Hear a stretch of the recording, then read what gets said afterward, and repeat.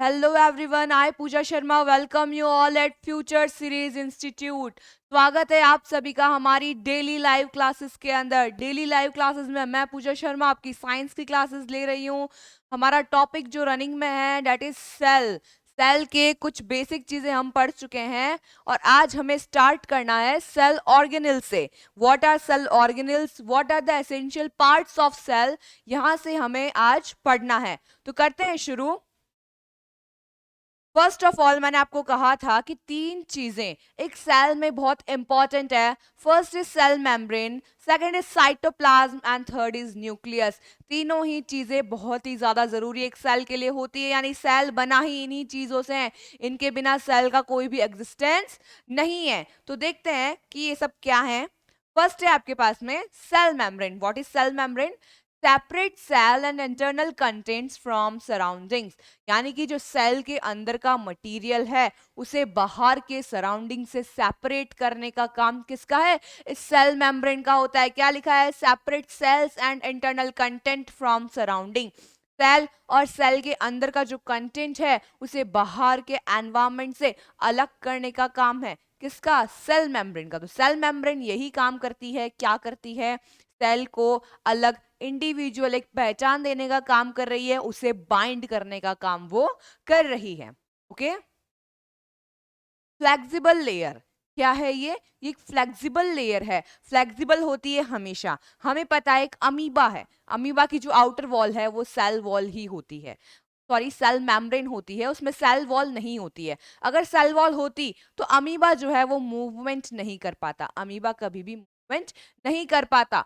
क्यों? क्योंकि cell wall rigid होती है, लेकिन उसके पास क्या है? सेल मेम्ब्रेन है। Cell membrane is flexible. Cell membrane flexible होती है। उसकी फ्लेक्सिबिलिटी की वजह से अमीबा अपना शेप चेंज कर सकता है और मूवमेंट भी वो कर सकता है। ओके। देन सेमी परमिएबल, ये सेमी परमिएबल होती है। सेमी परमिएबल का क्या मतलब? सेमी यानी कुछ के लिए, एंड परमिएबल यानी परमिशन देती है किसे? अंदर आने के लिए या नहीं आने के लिए। ओके। तो ये सेमी परमिएबल है। इट मींस जो भी ऑब्जेक्ट्स हैं, कोई भी मॉलिक्यूल्स हैं, वाटर है, एयर है, एनीथिंग, अगर उसे सेल में आना है तो उसे किसकी परमिशन की जरूरत है? सेल मेम्ब्रेन की परमिशन की जरूरत होती है। बिकॉज सेल मेम्ब्रेन क्या है? It is semi permeable. कुछ ही पर्टिकुलर, कुछ ही ये मॉलिक्यूल्स को अंदर की तरफ आने देती है, बाकियों को ये रेजिस्ट करती है, अंदर की तरफ नहीं आने देती है। ओके, इसीलिए इसे सेलेक्टिवली परमिएबल या सेमी परमिएबल मेम्ब्रेन कहते हैं। नेक्स्ट है आपका साइटोप्लाज्म। साइटोप्लाज्म क्या है? jelly like substance present between cell membrane and the nucleus। Nucleus से लेके सेल मेम्ब्रेन के बीच के अंदर जो फ्लूइड फिल्ड है that is called cytoplasm. Simply क्या बोला मैंने? एक सेल के अंदर जो फ्लूइड फिल्ड होता है उसे साइटोप्लाज्म कहते हैं, एक्सेप्ट न्यूक्लियस। वहां से न्यूक्लियस को एलिमिनेट कर दें तो बाकी जो पूरे सेल के अंदर जो फ्लूइड फिल्ड है दैट इज कॉल्ड साइटोप्लाज्म। यानी कि न्यूक्लियर मेम्ब्रेन से लेके और जो सेल मेम्ब्रेन है उसके बीच का जो कंटेंट है, जो लिक्विड है, जो फ्लूइड है, उसे हम क्या कहेंगे? उसे हम साइटोप्लाज्म का नाम देते हैं। Other organelles also present in it, और जितने भी ऑर्गेनल्स हैं अदर्स लाइक न्यूक्लियस हैं या और जितने भी ऑर्गेनल्स हैं, ये सभी कहाँ रहते हैं? इस साइटोप्लाज्म के अंदर ही ये रहते हैं। ओके, साइटोप्लाज्म ही वो मीडियम है जहां पे ये सब चीजें पाई जाती है। यहां देखिए डायग्राम आपको नजर आ रहा है, देखिए किस तरीके से, like I am the dancing queen. Dancing queen क्यों बोला है? बिकॉज जो सेल मेम्ब्रेन है आपकी कैसी है? फ्लेक्सिबल है, तो कैसे भी शेप चेंज हो सकता है। एंड जेली लाइक देखिए, ठीक है, जेली लाइक सब्सटेंस है ये। कौन सा? साइटोप्लाज्म। जेली लाइक सब्सटेंस भरा हुआ और इसी के अंदर सारे ऑर्गेनल्स क्या कर रहे हैं? फ्लोट कर रहे हैं। ओके, तो ये था हमारा सेल मेम्ब्रेन एंड साइटोप्लाज्म। चलते हैं आगे। Now cell wall, cell wall भी पढ़ना जरूरी है because cell wall, cell membrane दोनों ही कवरिंग का काम करते हैं, लेकिन सेल वॉल सभी में नहीं पाई जाती है। सेल वॉल सभी में नहीं पाई जाती है। देखते हैं सेल वॉल क्या होती है। It is the hard layer. ये हार्ड लेयर होती है। वो कैसी थी? फ्लेक्सिबल। मेम्ब्रेन कैसी है? फ्लेक्सिबल है। बट ये कैसी है? वॉल कैसी है? हार्ड लेयर है। Present outside the cell membrane, और सेल मेम्ब्रेन के बाहर, यहाँ देखिए अंदर साइटोप्लाज्म है, यहाँ आपको प्लाज्मा मेम्ब्रेन नजर आ रही है और उसके बाहर आपको सेल वॉल नजर आ रही है। ओके, तो सेल वॉल क्या है? सेल वॉल एक हार्ड लेयर है जो कि प्लाज्मा मेम्ब्रेन के जस्ट बाहर उससे स्टिक हुई हुई ही रहती है।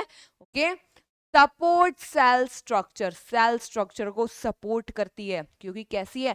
हार्ड है, रिजिड है, इसीलिए सेल का स्ट्रक्चर एज इट इज बनाए रखती है। जिन सेल्स के अंदर सेल वॉल है वो अपना शेप चेंज नहीं कर सकते, because support cell structure cell के स्ट्रक्चर को वैसा का वैसा बनाए रखती है।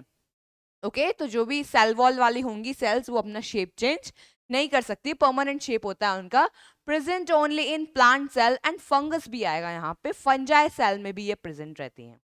ओके, प्लांट सेल में तो होती ही है, साथ में फंजाई सेल के अंदर भी ये प्रेजेंट रहती है। एनिमल सेल में सेल वॉल नहीं पाई जाती है, एनिमल सेल में सेल वॉल नहीं पाई जाएगी। फिर कह रही हूं मैं, आपको याद रखना है, केवल प्लांट सेल और फंजाई की सेल्स के अंदर ही ये पाई जाती है। प्लांट्स के अंदर ये बनी होती है सेलुलोज की, प्लांट्स में ये सेलुलोज की बनी है, एंड फंगस के अंदर ये काइटिन की बनी होती। काइटिन एंड सेलुलोज दोनों ही क्या है? हार्ड कॉम्प्लेक्सेस हैं, ठीक है, हार्ड मॉलिक्यूल से बने हार्ड कॉम्प्लेक्सेस हैं सेलुलोज एंड काइटिन, इन्हीं की सेल वॉल बनी होती है। प्लांट सेल में सेलुलोज की एंड फंजाई के अंदर काइटिन की ये होती है। देखते हैं नेक्स्ट, ऑर्गेनल्स। ऑर्गेनल्स क्या होते हैं? Present in cell, organelles cell के अंदर प्रेजेंट होते हैं। ऑर्गेनल्स कहाँ प्रेजेंट है? सेल के अंदर प्रेजेंट है। कंटेन स्पेसिफिक फंक्शंस, जो कि क्या करते हैं? स्पेसिफिक फंक्शंस को करने का काम कर रहे हैं। कंटेन स्पेसिफिक फंक्शंस, यानी कि हर एक ऑर्गेनल का अपना काम डिसाइडेड होता है, ठीक है, उसका एक स्पेसिफिक फंक्शन होता है, वही वो क्या करता है? परफॉर्म करता है। Example, nucleus, mitochondria, lysosome etcetera. इसके एग्जाम्पल्स क्या क्या हैं? लाइक न्यूक्लियस है, माइटोकॉन्ड्रिया है, लाइजोसोम है, इसके अलावा आपके पास में वैक्यूल्स आ जाते हैं, गोल्जी बॉडीज आ जाती है, एंडोप्लाज्मिक रेटिकुलम, राइबोसोम्स, ये सभी क्या हैं? ऑर्गेनल्स होते हैं, सेल ऑर्गेनल्स जो कि सेल में प्रेजेंट होते हैं। फिर देखिए ऑर्गेनल्स क्या है? प्रेजेंट इन सेल, सेल में प्रेजेंट होते हैं। स्मॉल कंपोनेंट्स होते हैं, स्मॉल स्ट्रक्चर्स होते हैं जो कि साइटोप्लाज्म में प्रेजेंट होते हैं। कंटेन स्पेसिफिक फंक्शन, इनका अपना एक स्पेसिफिक फंक्शन होता है, ठीक है, अपने फंक्शन के लिए स्पेसिफिक होते हैं ये, इनका काम इन्हें बांटा हुआ होता है, जैसे कि न्यूक्लियस, माइटोकॉन्ड्रिया, लाइसोसोम्स होते हैं। ओके, चलते हैं आगे। Nucleus, the third and important, most important part. Most important क्यों बोला मैंने? देखिए, जनरली स्फेरिकल शेप्ड होते हैं, सेंटर ऑफ द सेल में प्रेजेंट होते हैं, कैसे हैं? स्फेरिकल शेप्ड होते हैं जनरली, एंड सेल के बिल्कुल मिड में प्रेजेंट होते हैं, सेंटर में प्रेजेंट होते हैं, जैसा कि आप यहाँ देख सकते हैं। Sorry, it is whole nucleus. अभी जो न्यूक्लियस है सेल के एकदम कहाँ प्रेजेंट होता है? बीच के अंदर प्रेजेंट होता है, separate from cytoplasm bye nuclear membrane. इसे देखिए, सेपरेट फ्रॉम साइटोप्लाज्म, मैंने कहा था कि न्यूक्लियर मेम्ब्रेन के बाहर साइटोप्लाज्म है, न्यूक्लियर मेम्ब्रेन के अंदर साइटोप्लाज्म नहीं है। तो क्या है? Separate from cytoplasm bye nuclear membrane, से साइटोप्लाज्म से अलग करने का काम कौन कर रहा है? इसकी लेयर, जिसे कि हम न्यूक्लियर मेम्ब्रेन कहते हैं। ये देखिए, ये आपका क्या है? ये पूरा का पूरा एक न्यूक्लियस है। इस न्यूक्लियस में बाहर की तरफ जो ग्रीन कलर आपको नजर आ रहा है, ये आपका न्यूक्लियर एनवेलप है। न्यूक्लियर एनवेलप को ही न्यूक्लियर मेम्ब्रेन कहते हैं। ओके, इट में आप इसे इसे आप एनवेलप कह सकते हैं, और इसे आप क्या कह सकते हैं? मेम्ब्रेन भी कह सकते हैं, क्योंकि दोनों ही क्या है? दोनों ही तरीके से कवर का काम कर रही है।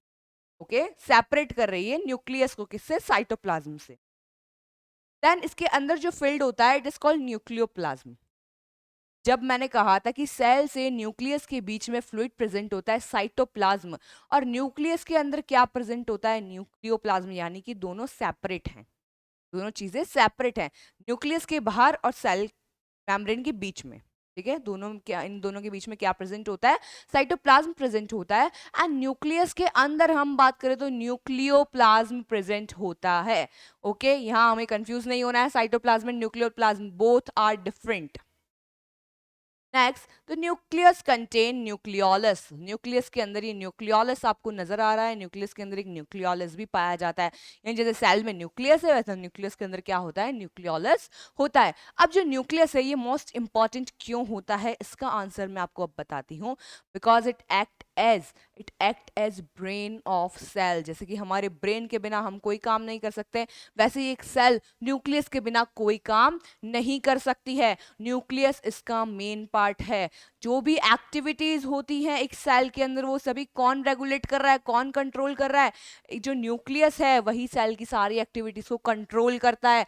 न्यूक्लियस का ही काम है कि सेल में कौन सा काम कब होगा इसे मेंटेन करना, इसे देखना।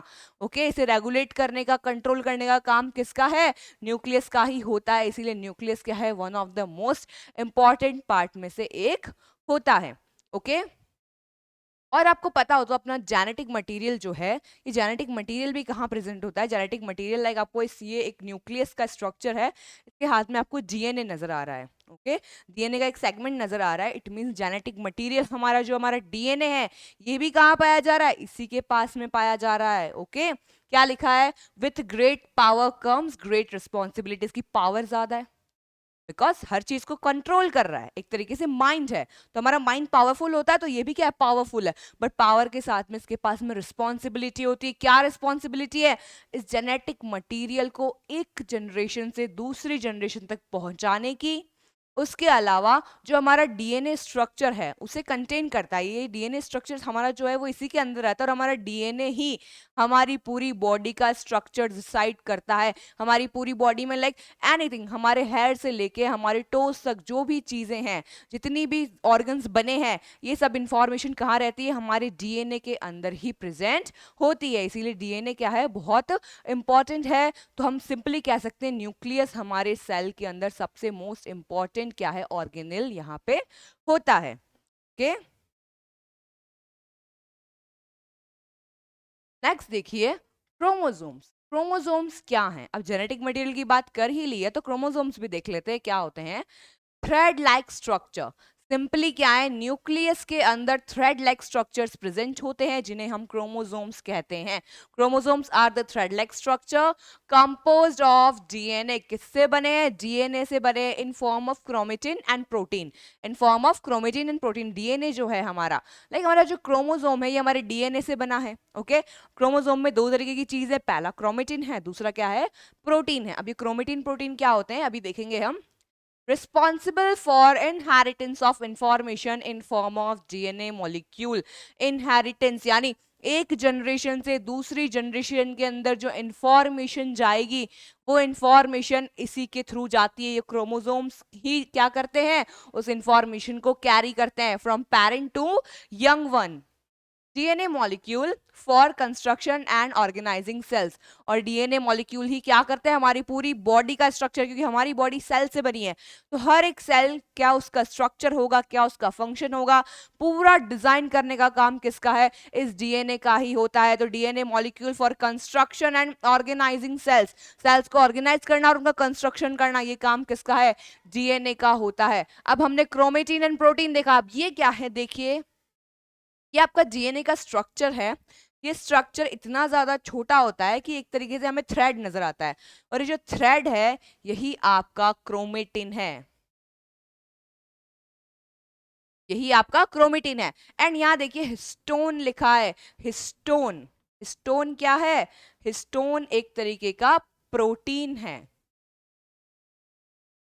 Histone is a type of protein. तो ये जो क्रोमेटिन का थ्रेड है, ठीक है, ये क्रोमेटिन का थ्रेड हिस्टोन नाम के प्रोटीन के ऊपर रैप हो जाता है। क्यों हो जाता है, because histone are positively charged molecules and chromatin या डीएनए जिसे हम कहते हैं वो नेगेटिवली चार्ज्ड होता है। तो दोनों क्या होते हैं, एक आपस के अंदर बाइंड अप हो जाते हैं। ये हिस्टोन प्रोटीन जो है क्या करता है, डीएनए को अपने ऊपर रैप कर लेता है और उसे बाइंड कर देता है।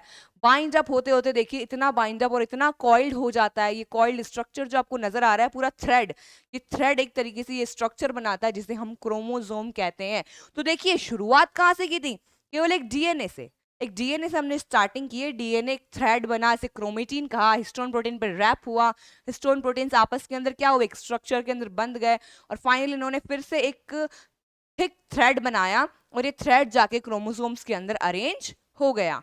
तो यही क्या है, जो हमारा डीएनए है वो इसी तरीके से क्रोमोसोम की फॉर्म में हमारे मॉलिक्यूल्स के, सॉरी हमारे न्यूक्लियस के अंदर ये इस तरीके से रहता है। ओके, आगे चलते हैं। प्रोटोप्लाज्म, प्रोटोप्लाज्म बहुत ही इंपॉर्टेंट टर्म है आप लोगों के लिए। क्यों? देखिए, लिविंग सब्सटेंस है ये क्या है? Living substance. यानी कि आपसे पूछा जाए जीव द्रव्य क्या है, या फिर लिविंग सब्सटेंस क्या है, लिविंग फ्लूइड क्या है, तो वो लिविंग फ्लूइड क्या है? वो लिविंग फ्लूइड प्रोटोप्लाज्म होता है। इसे हमने लिविंग फ्लूइड क्यों कहा है? Because it consist of cytoplasm and nucleus. यानी कि साइटोप्लाज्म और न्यूक्लियोप्लाज्म दोनों को मिला के प्रोटोप्लाज्म कहा हमने। साइटोप्लाज्म तो कहाँ है? न्यूक्लियस से बाहर और मेम्ब्रेन के अंदर, बीच के अंदर। ओके, एंड न्यूक्लियस के अंदर क्या है हमारे पास में? न्यूक्लियोप्लाज्म है। अब जो न्यूक्लियोप्लाज्म और साइटोप्लाज्म है ये दोनों मिक्सअप अगर इन्हें हम कर दें तो इसे हम क्या कहेंगे? प्रोटोप्लाज्म कहेंगे। यानी हमारी पूरी सेल के फ्लूइड की बात करें कि पूरे सेल में ओवरऑल कौन सा फ्लूइड पाया जाता तो उसे हम प्रोटोप्लाज्म कहेंगे। इसीलिए लिखा है cytoplasm and nucleus both together known as protoplasm. Okay, next is vacuole. यहां से हमारे ऑर्गेनल्स स्टार्ट हो जाते हैं। वैक्यूल क्या एक ऑर्गेनल है? वैक्यूल का काम क्या है? ये एक मेम्ब्रेन बाउंड ऑर्गेनल होता है। ओके, इट मींस यूकैरियोटिक, सारे ऑर्गेनल यूकैरियोटिक में ही पाए जाते हैं, ये आपको याद रखना है। प्रोकैरियोटिक के अंदर ऑर्गेनल्स नहीं होते हैं। मेम्ब्रेन बाउंड ऑर्गेनल है, present in both animal and plant cell. ये एनिमल और प्लांट सेल दोनों के अंदर ही पाया जाता है। Many but small in animal cell, large but one in plant cell. ठीक है, क्या बोल रहा है? एनिमल सेल के अंदर वैक्यूल काफी सारे होते हैं लेकिन बहुत छोटे छोटे होते हैं। ओके, बहुत छोटे छोटे होते हैं। लेकिन हम प्लांट सेल की बात करें, यहाँ एक ही होता है लेकिन बहुत लार्ज होता है। अब मैंने वैक्यूल को पहले क्यों लिया ये मैं आपको बताती हूँ।